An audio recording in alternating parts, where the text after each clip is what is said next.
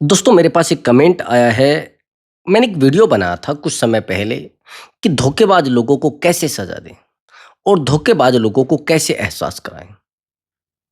लेकिन ये जो कमेंट आया है, ये जो क्वेश्चन मेरे सामने आया है, कमेंट है फिर क्वेश्चन है, बात तो एक ही है। तकलीफ इस बात की है कि उस व्यक्ति ने ये कहा है कि गुरुजी, जब धोखेबाज लोग अपने ही परिवार के लोग हो, अपने ही घर के लोग हो, तो उनके साथ क्या करें? क्या उनको सजा दी जा सकती है? उन लोगों को एहसास कराया जा सकता है? और सच बात ये है और हैरानी की बात ये है कि जब चीटर अपने ही घर के लोग होते हैं, जब धोखेबाज अपने ही घर के लोग होते हैं, फिर रास्ता तय नहीं किया जाता। आया समझ में?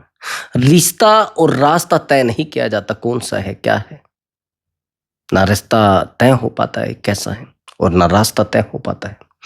तो प्रिय दर्शकों, यदि आपके जीवन में ऐसा हो रहा है और धोखेबाज लोग आपके ही परिवार के लोग हैं, आपके ही घर के व्यक्ति हैं, तो फिर बड़ा मुश्किल हो जाएगा। और जानना चाहते हैं कि घर के धोखेबाज लोगों को भी सजा कैसे देनी है, तो वीडियो पर फिर कंटिन्यू बने रहना। कुछ ही मिनटों में जो घर के आपके मित्र दिखते हैं और वो चीटर हैं, वो धोखेबाज हैं, उनका पर्दाफाश कैसे करना है, वो वीडियो में ध्यान से देखना। एक एक पॉइंट के साथ बताया जाएगा, साइकोलॉजिकल पॉइंट। सबसे पहला पॉइंट नोट कर लेना भाई। सबसे पहली बात तो यह है कि अगर धोखेबाज व्यक्ति है तो आपके घर का कैसे हो सकता है भाई? अगर चीटर व्यक्ति है, कोई चीटर इंसान है, तो फिर वो आपके घर का व्यक्ति कैसे हो सकता है? आपके परिवार का व्यक्ति कैसे हो सकता है? जो व्यक्ति आपके साथ धोखा कर रहा है, जो व्यक्ति आपके साथ चीटिंग कर रहा है, आपके परिवार का व्यक्ति कैसे हो सकता है? आपके परिवार के साथ बुरा करने वाला व्यक्ति, आपके साथ बुरा करने वाला व्यक्ति, और आप कह रहे कि मेरे परिवार का व्यक्ति है, मैं उसको कैसे परिवार का व्यक्ति मान लूंगा? मैं कहूंगा ये तो नाकारा व्यक्ति है, निहायती नालायक व्यक्ति है। ऐसे व्यक्ति को तो जितना जल्दी हो सके निकाल दो जिंदगी से। मैं सच कह रहा हूं, ऐसे व्यक्ति पर विश्वास नहीं करता मैं बिल्कुल। मैं स्पष्टवादी व्यक्ति हूं। नहीं चलने वाली होती जिंदगी। अगर व्यक्ति घर का ही है और दुश्मन घर का है, तो बेहतर होगा कि उस दुश्मन को अपने जीवन से दफा कर दो। बेहतर होगा ऐसे लोगों को अपने जीवन से दफा कर दो। आवश्यकता नहीं है भाई ऐसे लोगों को, और जरूरत नहीं है ऐसे लोगों की अपने जीवन में। हमें हटा दो। दूसरा पॉइंट, अगर ऐसा व्यक्ति आपके परिवार का है और वो आपके परिवार से जुड़ा हुआ है और आपके परिवेश से भी जुड़ा हुआ है, आपके जीवन के वातावरण, आपके परिवार के वातावरण पूरे तरीके से उसको जानता है कि भाई देखो ये कैसे होने वाला है, ये कैसे होगा, ये कैसे होगा, हर चीज वो जानता है, तो ऐसे व्यक्ति को कैसे सजा दोगे? ऐसे व्यक्ति को सजा देना बड़ा मुश्किल है। आसान होगा ऐसे व्यक्ति को दोबारा मौका ना दे। आपने देखा होगा कुछ लोग हमारे जीवन में आते हैं और आने के बाद हमारे साथ बहुत बड़ा धोखा कर जाते हैं, चाहे उनका परिवार का मान लीजिए या फिर दूर का व्यक्ति मान लीजिए। अगर ऐसा व्यक्ति परिवार का है और आपके साथ एक बार धोखा करके चला गया है और कुछ समय बीतता है, 1 महीना, 2 महीना, 4 महीना, 1 साल, 2 साल, 10 साल, 20 साल, और 20 साल के बाद भी वो व्यक्ति अगर आपके घर आता है और आपको कहता है कि नहीं नहीं, अब मैंने सब कुछ गलत काम छोड़ दिया है, अब मैं किसी के साथ बुरा नहीं करता, मैं किसी के साथ गलत नहीं करता। देखो ब्रदर, मैं साफ कहने वाला व्यक्ति हूं। चोर चोरी छोड़ सकता है, हेरा फेरी नहीं छोड़ सकता, और वो अपना स्वार्थ नहीं छोड़ सकता व्यक्ति। ये बात थोड़ी मेरी गांठ बांध लेना। सामने वाला व्यक्ति बिल्कुल भी स्वार्थ नहीं छोड़ सकता, और अगर उस समय आपके साथ वो धोखा करके गया है, उस समय आपके साथ वो गलत करके गया है, तो सीधी सी बात है, उसको अपने जीवन में रखने की आवश्यकता नहीं है। ऐसे लोगों को अपने जीवन में रखने की जरूरत नहीं है, ऐसे लोगों को अपने पास रखने की जरूरत नहीं है। दफा कर दो ऐसे रिश्तों को।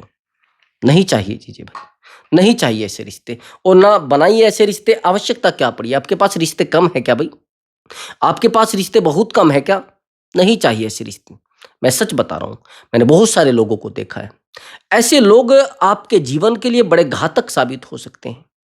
ये मुंह पर तो कुछ और होते हैं, लेकिन इनके मन में कुछ और होता है।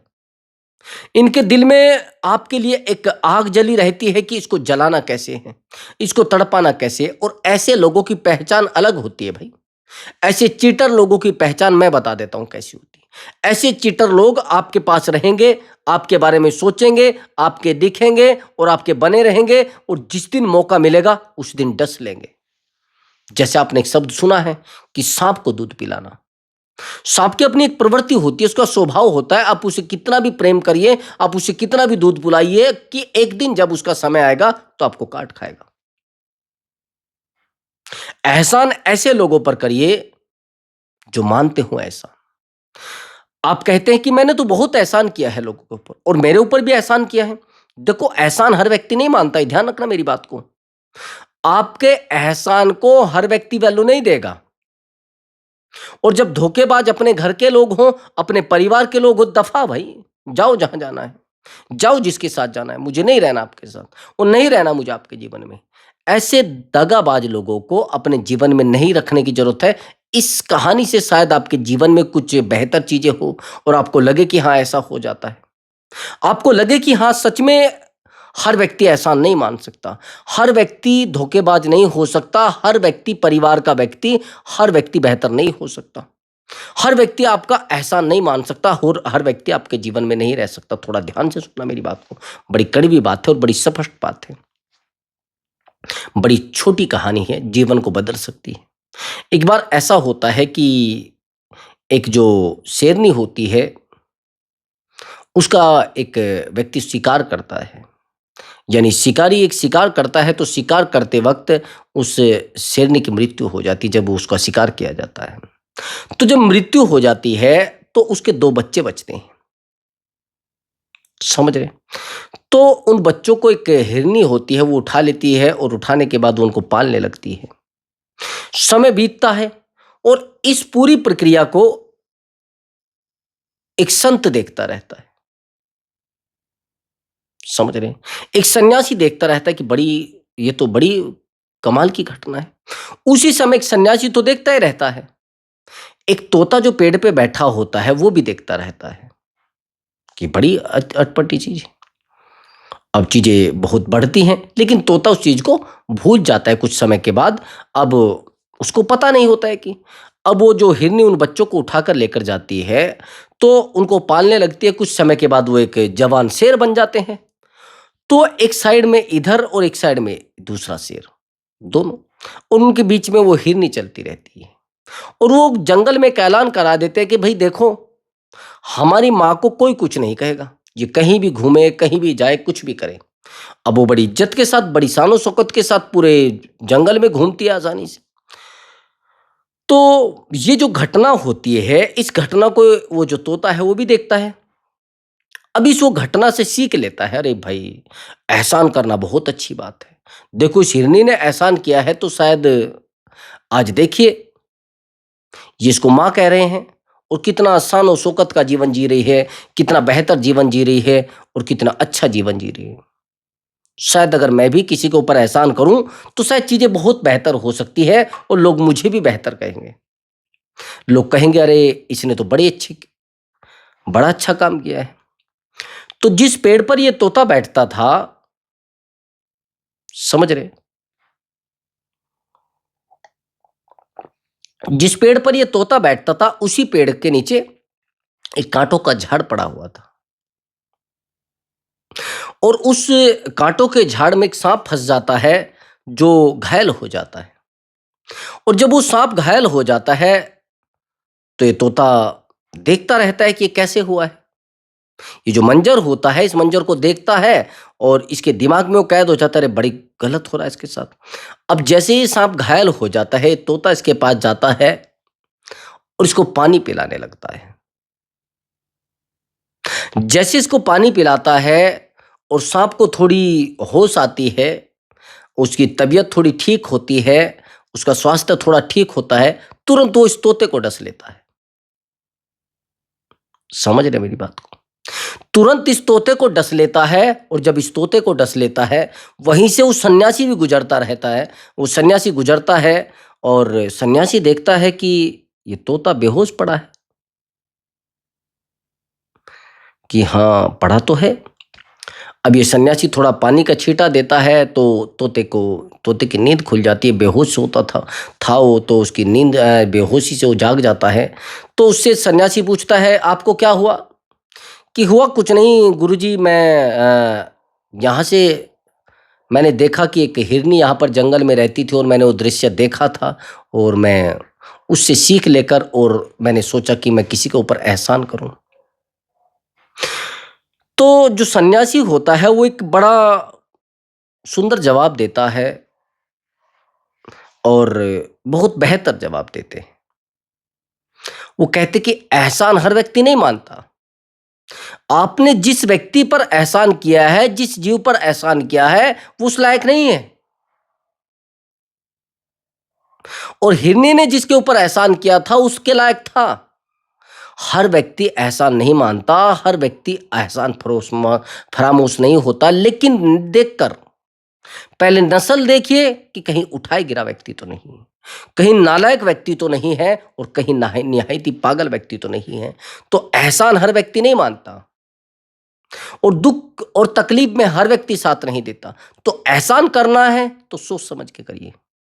किसी को समय देना है तो सोच समझ के दीजिए। किसी को धन देना है तो सोच समझ के दीजिए। किसी को प्रेम देना है तो सोच समझ के दीजिए, ताकि आपके पास वो दुनिया दुगना होकर लौटे। लेकिन आप क्या करते हैं?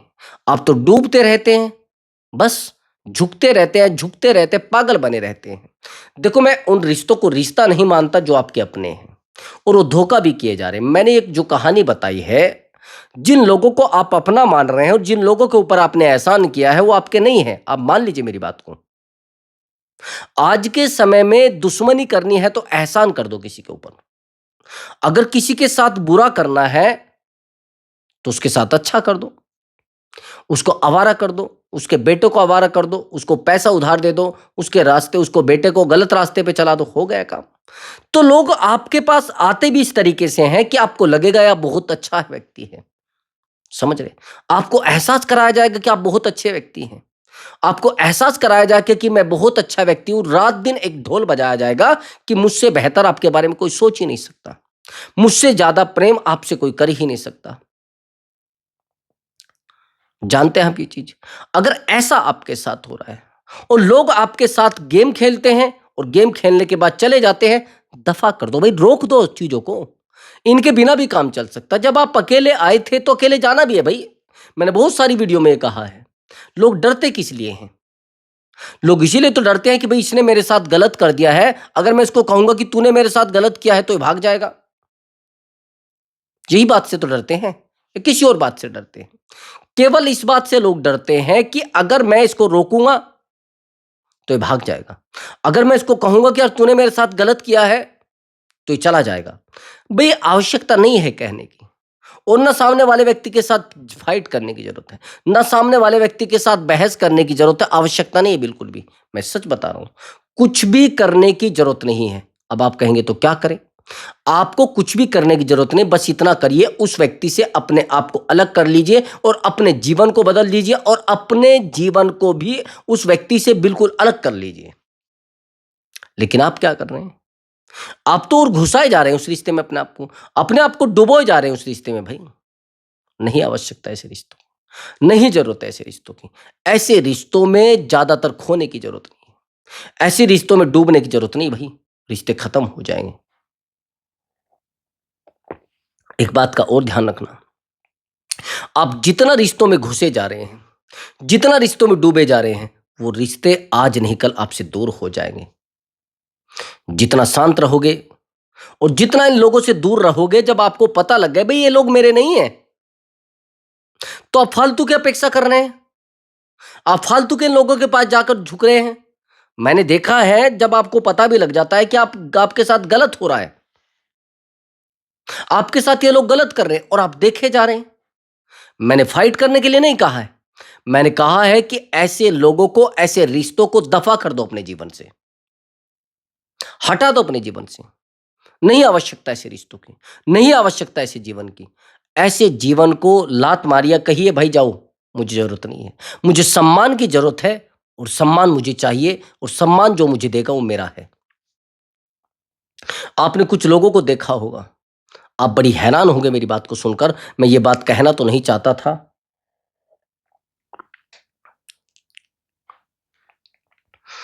कुछ लोगों को आपने कहते हुए सुना होगा कि भाई आपके चाचा हैं उसकी इज्जत करो, आपके ताऊ हैं, आपके बड़े हैं, उसकी इज्जत करो।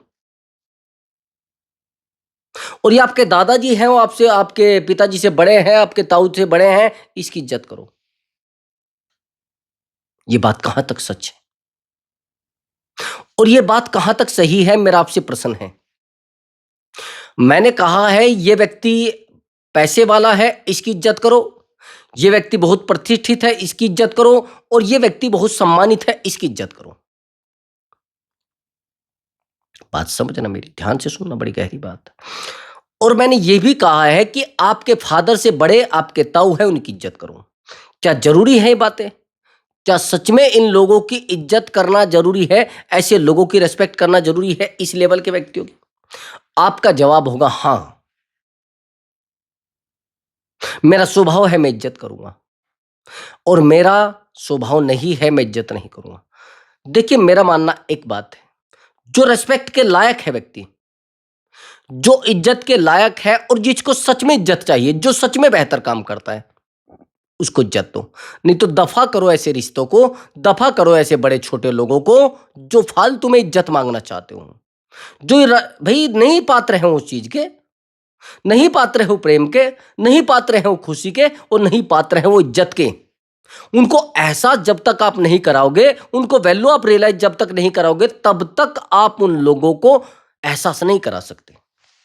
आप झुकते जाओगे, आपको लोग झुकाते जाएंगे, आपकी पीठ का पायदान बनाते जाएंगे, आप बस देखते रहिए पागलों की तरह। क्या होगा उससे? कल आपको कहा जाएगा अरे बेवकूफ है, मुझे पता है उसको कैसे पागल बनाना, मुझे पता है उसका कैसे बेवकूफ बनाना है। आपको कहा जाएगा, आपको एहसास कराया जाएगा, और पग पग पे एहसास कराया जाएगा भाई, पल पल पे आपको एहसास कराया जाएगा। लेकिन आप ठहरे बेवकूफ लोग। आपको तो बेवकूफ बनाया जा रहा है ना, लगातार बेवकूफ बनाया जा रहे भाई। और आप कह रहे नहीं नहीं गुरुजी ऐसा तो नहीं है। आवश्यकता है अच्छाइयों की, आवश्यकता है प्रेम की, आवश्यकता है बेहतर चीजों की। नहीं डूबना ऐसे रिश्तों में, नहीं झुकना ऐसे रिश्तों के लिए, और नहीं अपने आप को कमजोर करना है ऐसे रिश्तों के लिए।